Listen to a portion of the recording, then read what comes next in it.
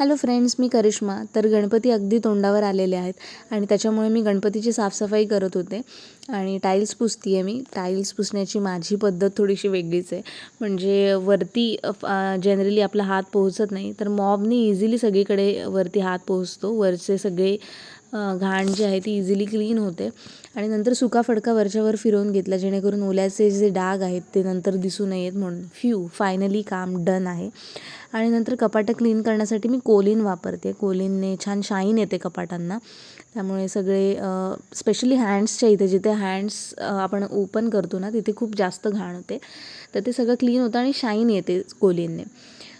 Usually नेहमी आईचा हात फिरत असतो सगळ्याच गोष्टींवरती, त्यामुळे इतकी घाण नसते. वरचेवर पुसलं तरी होऊन जातं. पण गणपती येणार म्हटल्यावर साफसफाई तर मॅन्डेटरी आहे. आणि आईने पण इथे पूजेची सामानं सगळी जी आहेत पितांबरीने स्वच्छ करायला सुरुवात केली होती. तर पुन्हा भेटूया अशा सगळ्या व्हिडिओसोबत. तोपर्यंत टेक केअर.